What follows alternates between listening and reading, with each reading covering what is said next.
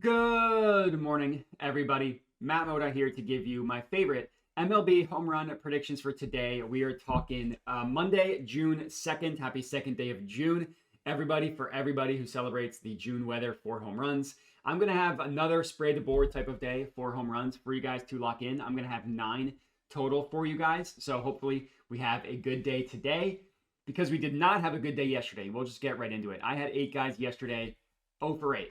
Pretty brutal. I started spraying the board on Friday. So Friday I went 0 of 8. Saturday I went 2 of 8. Yesterday I went 0 of 8. Pretty brutal stuff here. You know, there were some guys that I really liked. Schwarber, I loved. Vlad, I loved. I love Jackson Holiday, and I liked both of these Twins guys. Nothing happened, right? None of these guys hit a home run. Some other people did hit home runs. Not the guys that I went with. So pretty brutal day yesterday. I played these light, so we were down 0.8 units, which, yeah, 0.8 units of loss in one day isn't terrible, but it feels really gross when you consider how we got there. That just continues this downward trajectory that we are on, down about 2 units on the year. If you're following my unit size guiding, down 3% ROI. And then if you're blindly putting 1 unit on every single one, this is really going to hurt those numbers, obviously, when you're taking 8 and you're not getting any of those 8 to hit. So I don't recommend putting 1 unit when I have 3. I certainly don't when I have 8, but I just want to keep being consistent with giving you guys the results. But it's been bad. You know, the spraying the board tactic hasn't been going great for 3 days. It wasn't like it was that great heading in to these 3 days as well. So I'm really just trying to figure out what's going on. I posted something to YouTube. It got some nice, helpful comments. Mostly encouraging, which I appreciate, and then some people trying to legitimately be helpful. You know, are you sure you're not overthinking things? Which I am not sure that I am not. I think, you know, once this cold streak started, I started to do different things to get out of the rut, and maybe I missed some guys that I would normally take if I was just staying consistent. But it messes with your head. So hopefully, clear mind. We'll have a better day today. Only, I think, 7 games on tap for today, but we got some pretty good weather games in these 7, plus 32%. Home runs at Suter Health Park, the home stadium for the Athletics, plus 24% at Reds Stadium, which is always great, and then plus 15% at the White Sox Stadium, and then the Dodgers, plus 9%. Now, this is per Ballpark Pal, and one thing I want to be clear of, I'm about to show you another website. This is looking at the average MLB game. So the average MLB game is going to be 0, which is kind of what we have here at Fenway Park. So this is plus 32% above average, right? If average is 0, obviously this is going to be 32% above that.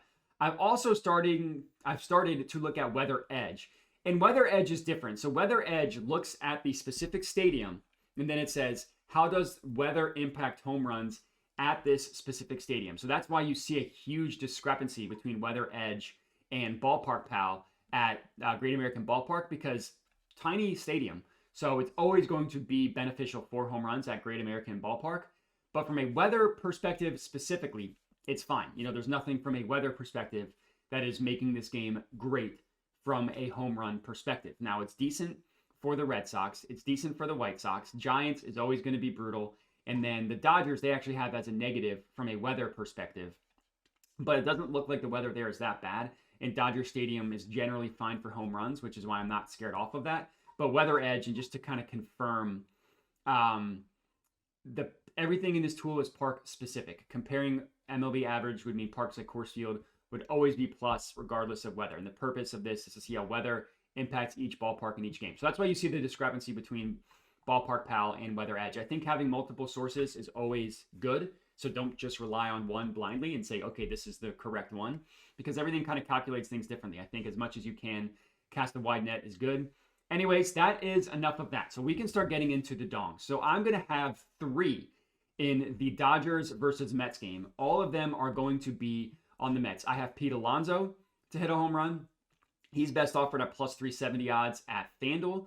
I have Juan Soto to hit a home run. He is best offered at plus 450 odds at Bet365. And I have Brandon Nimmo to hit a home run plus 630. A little bit dyslexic there. 630 odds at FanDuel. Now, I liked Lindor a lot as well, and Ballpark Pal is the highest on Francisco Lindor. I prefer to take him against lefties, and he just hit one yesterday against a lefty, which is why I held off on him.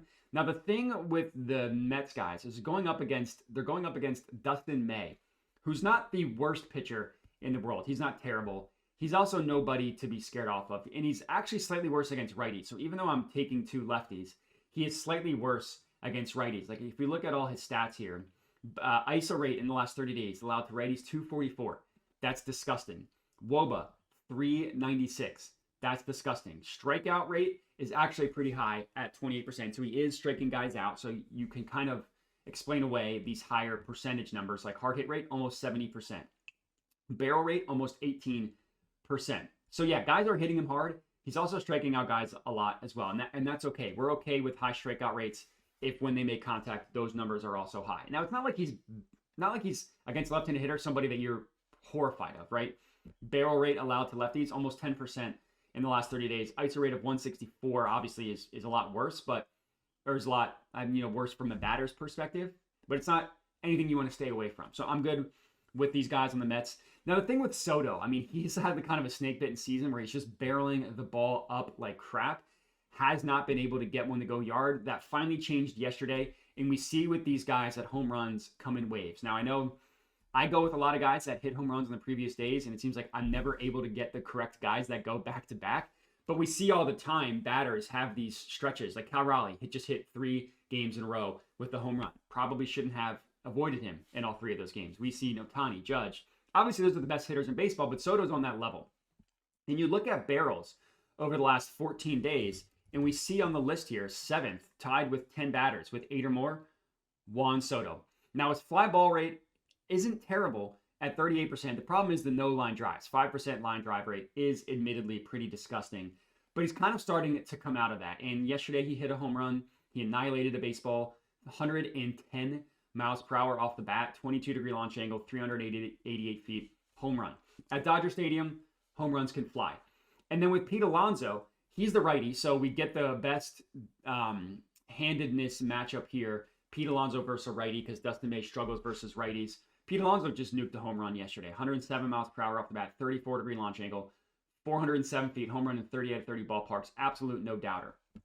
Now, the biggest thing for these guys is the pitch that gets hit the hardest for May is the sinker, right? He throws it over, he throws the majority of the time, 45% of the time he throws a sinker. 4 home runs have been hit. 4 of his 6 have been hit off of the sinker. And you look at his plate IQ, and it kind of shows a similar story, right? You look at his usage as soon as this loads.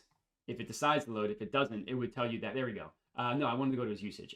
The sinker, ISO rate allowed 300. Hard hit rate allowed, you can kind of see it's barely, you can barely see it, but that's 73% hard hit rate. That is not good. That's not good at all. And the strikeout rate is among his lower pitches, right? 25% called strike plus whiff rate is not super high. So guys are making contact with it and they're annihilating it. And you look at guys who hit sinkers hard, Juan Soto, 40% barrel rate.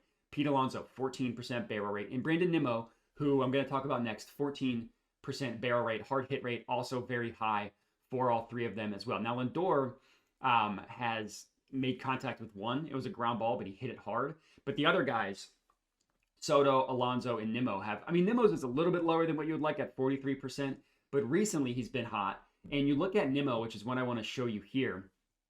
Looking at his EV logs over his last 5 days or so, 105.3, 102.6, 104.9, 101.7, 106.2, 109.6, and this was off of a sinker. I think pitch, sinker, sent 417 feet. And also the odds on him are really good as well. I like it from a line shopping perspective. You look at Nimmo, 630 at FanDuel, the other books, 525, and these are also not pulling on Ballpark Pal. Let me refresh this and see if they pull.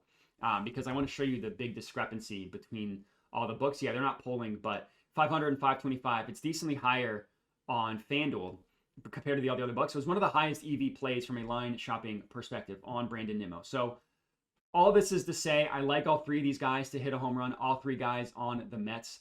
Those are plays 1, 2, and 3. Plays number 4 and 5 are 2 guys on the Athletics. We're going with Brent Rooker to hit a home run. He's best offered at plus 340 at FanDuel. And we're going with Tyler Soderstrom to hit a home run at plus 370 at FanDuel. Now, the guy that they're going up against, Joe Ryan, interesting pitcher. He's definitely not bad. He's got good stuff, but he also gets hit really hard as well. He's one of those guys where if you look at his movement, his velocity, all that stuff is really high. But when he doesn't have it, he just leaves hangers, and those hangers get crushed. Because if you look at his barrel rate numbers, I mean, on the year, 13% is terrible. 15% over the last 30 days is terrible. Now, the strikeout rate, especially against righties, is really high. Strikes out 42% of his righties, which is why you see the barrel rate much higher, because when they make contact, it's just more meaningful, right? Anytime you're looking at percentages, if the ball doesn't go in play, if you strike out or walk, it doesn't count towards your percentages, which is why you see like hard hit rate, 40%, which is actually not terrible, but barrel rate, when they hit the ball, they hit it hard. And that's kind of been the issue with Joe Ryan. He's technically a little bit worse against righties, but he's really not anybody to be scared off of when you're taking a lefty either. And Soderstrom and Rooker are both hitting pretty well. You look at EV logs. Now, Soderstrom is been very recent. Like if you look at the last 5 games, Rooker leads the Athletics with 4. Soderstrom only has 2. Both of those are home runs, and both of those came in his last 3 games. So you look at his EV logs, 104.3 dinger, 103.5 dinger. Now, he's not consistently hitting the crap out of the ball, but when he does, he's barreling it up. And we kind of see him starting to come out of the rut. And then Rooker has been hitting the ball kind of hard, and he's also been able to put it in the air. 407 feet, 30-degree launch angle, 105 home run, 107.6, 17-degree launch angle, so not quite what you're looking for, but then 104.4, 109.8. 104 hits above 100 miles an hour over the last 5 games. It's not amazing. I think all 4 of them, the 3 of them came in the last 3 days as well. So a little bit hotter at the plate. And the biggest thing is the four-seam fastball with Joe Ryan is he's going to throw that the majority of the time. 54% of the time he's throwing that four-seam fastball. Batters hit it kind of hard. 208 WOBA, 113 ISO, 45% hard hit rate. That's not getting smoked by any means. The splitter that is really what gets smoked here. 57% hard hit rate, 333 ISO rate. But he only throws that 16% of the time. So when he throws it, it gets hit hard. But barrel rate against four-seam fastball last 30 days, Soderstrom, 33%. Rooker is lower at 21%, but I want to show you here his fly ball rate. So when he makes contact, he's hitting it hard and he's putting it in the air. Now, both of them are striking out at a high rate. Rooker, 27%, Soderstrom, 33%. You want to take Joe Ryan's Ks, whatever, I don't know what the number is. He's probably going to strike out a lot of guys because we see a lot of strikeout guys on the Athletics, but it's also a lot of guys that hit the ball hard. The splitter is a smaller sample size. You look at the current season, it's kind of hard because you don't have a lot of data off of it. Like Soderstrom has the best numbers against the splitter, which is, again, what gets hit the hardest by Joe Ryan. But 14 plate appearances on the year. Rooker's got 7. Hasn't barreled any of them up, but he hits the ball hard 2/3 of the time. And then it's either literally 1 each of line drive, fly ball, and ground ball. So it's hard to really get much data off of the splitter. I mean, the ISO rate is really high for Soderstrom, also high for Langeliers as well. And then the WOBA is really high for those two, and then including Rooker. And granted, they also strike out a lot as well. So the splitter's harder, but it's an incredible ballpark for home runs. You just need guys to put the ball in the air, which is why I have 2 guys on this team in this game. And then so that was plays 4 and 5. Plays number 6 and 7 are also in this game. Just on the other side, I'm taking 2 guys on the Twins. I am taking Cody Clemens and Matt Wallner. 2 guys that I went with yesterday that did not come through, but 2 guys that they didn't smack the ball around yesterday. You know, you look at their EV logs, it's not going to be that impressive. But it was 2 guys that hit, when they did hit the ball hard, it was put in the air. And that's kind of really all we're looking for. We're looking at the exit velo. Wallner had one that he annihilated, 113 miles per hour off the bat.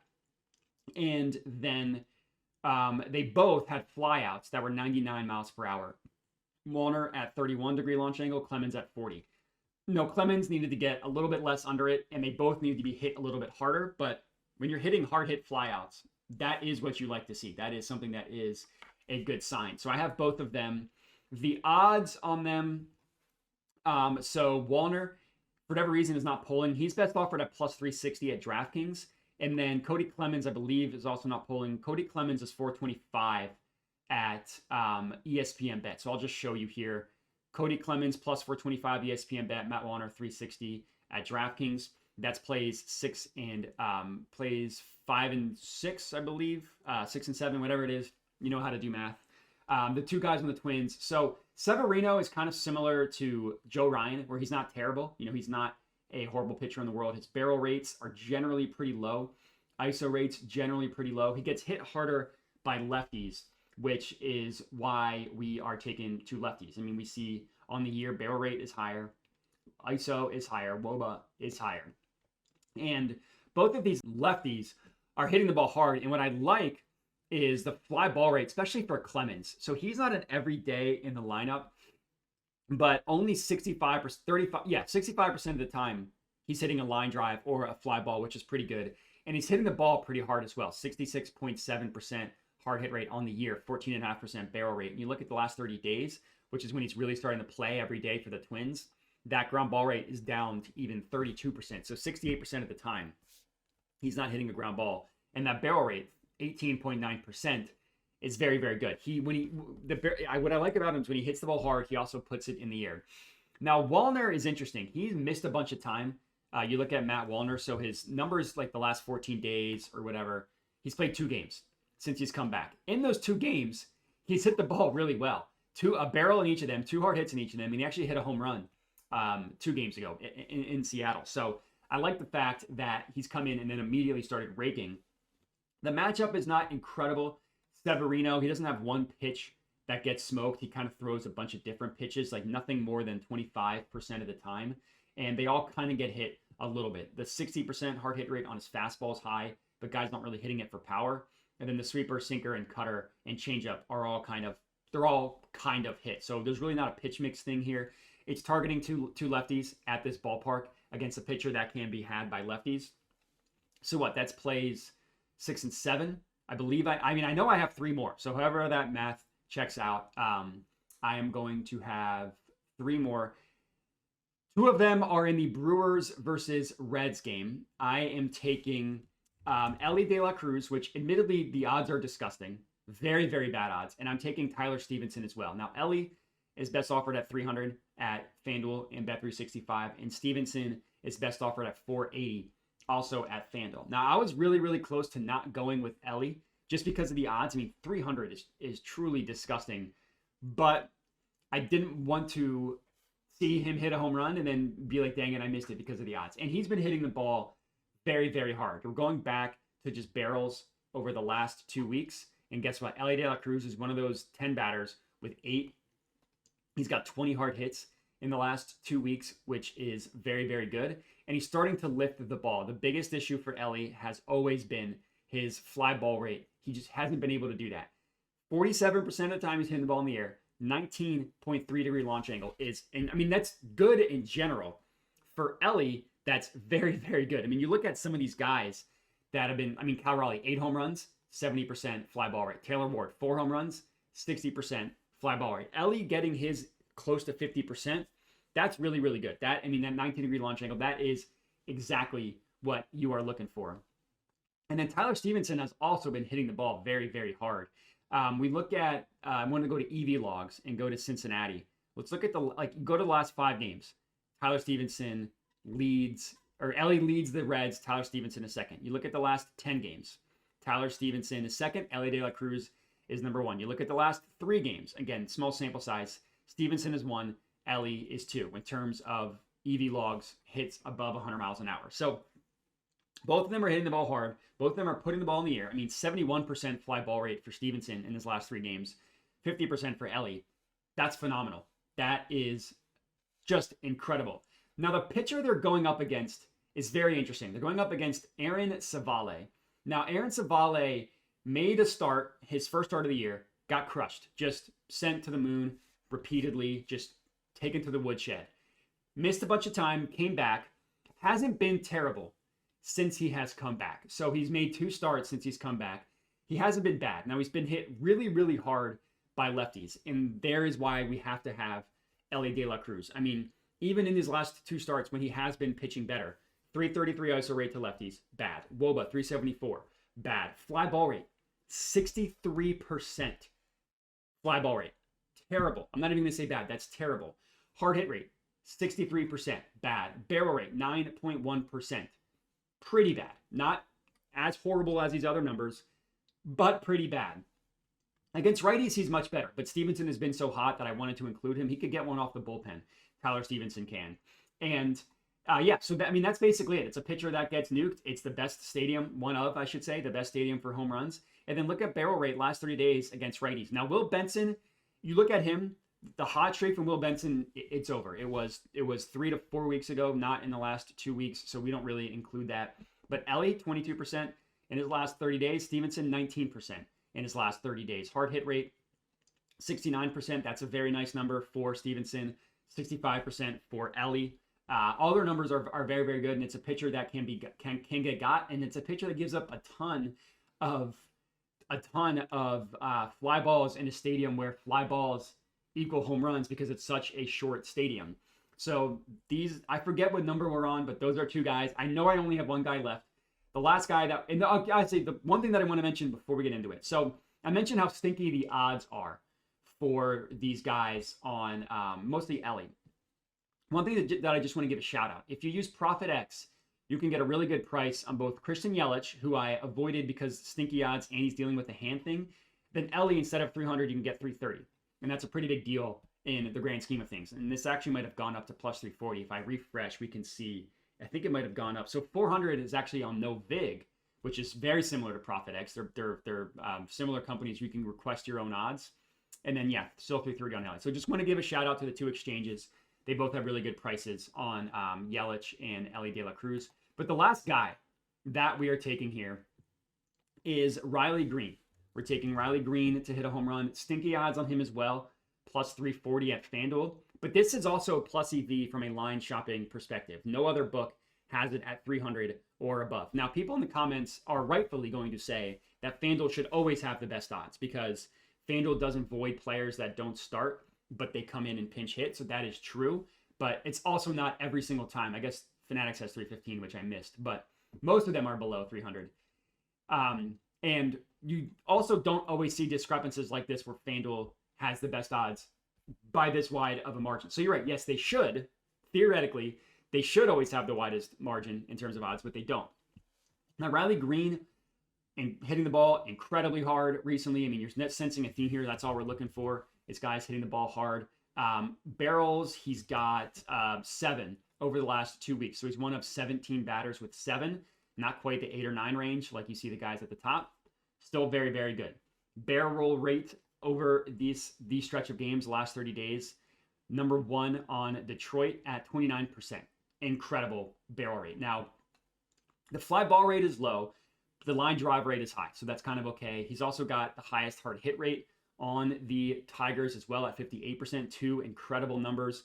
And the strikeout rate is also high. That's why you see those percentages up. That's okay. You look at the top 25 batters in terms of home runs hit, they all have a high strikeout rate because that's kind of what happens when you swing for the fences. When you miss, you strike out. When you hit home runs. That's just how that works. Now, the pitcher they're going up against is admittedly worse against righties in Riley Green as a lefty. I'm okay with that. It's not like he's also good against lefties. I mean, all his numbers, ISO rate is in the red, WOBA in the red. The ground ball rate is higher than what we would like, but hard hit rate is terrible. Barrel rate, 7.7% on the year is not bad. 6.7% over the last 30 days is a little bit better, but that hard hit rate is worse. And the WOBA is also worse, and the ISO rate is roughly the same. So nothing really we're scared of there. The biggest issue for him is his cutter, especially against lefties. And I think that's the home run pitch for him is the cutter. We look at him against lefties. I guess it's only 1 home run to lefties in his last 5 starts, which is why you see like his power numbers are bad, but his hard hit rate is good. But you want to look at Riley Green against the cutter, which is the pitch that's going to be hit for a home run. This is in the last month. Amazing. 2 home runs, 42% barrel rate, 71% hard hit rate. Guess what? 0 strikeouts. Now, small sample size, sure. When you look at the entire season, still very, very good. 28% barrel rate, 58% hard hit rate. Fly ball rate 1/3 of the time, still barely strikes out, only 15% of the time. So if he sees a cutter from Jonathan Cannon, he's going to send it to the moon. And that is our final pick of the video. So we'll do a recap, and then we'll get on out of here. I know these have been longer. I need to find a way to shorten them. But it's 9 guys for you to hit a home run. It's the 3 Mets guys, Alonso, Soto, and Nimmo. It's the 2 A's guys, Rooker and Soderstrom. It's the 2 Twins guys, Clemens and Wallner. And then actually it's 10 because I forgot to add Ellie De La Cruz to this sheet, which is why I was confused. So we have 10 guys to hit a home run today. That's okay. We need 3 of these guys to hit a home run and we're making money. Let me add Ellie De La Cruz here. I knew something was off with the numbers, which is why I was confused. But regardless, these are the 10 guys to hit a home run. Any combination of 3, even if it's the 3 lowest ones. If it's Ellie, if it's Riley Green, and if it's Rooker, that equals profit. And all we're trying to do here is make money. So these are the 10 guys for you to lock in. The 3 I like the best I highlighted. This includes kind of like the odds as well. So Alonso, Rooker, and Riley Green. Like Ellie, if he was plus anything better than plus 300 would also be considered green, but at the odds, it's just kind of stinky. So if you don't like to spray the board, take these 3, but that's all we got. I appreciate everybody for watching. Make sure to bet responsibly, like the video, all that good stuff, and have a good one.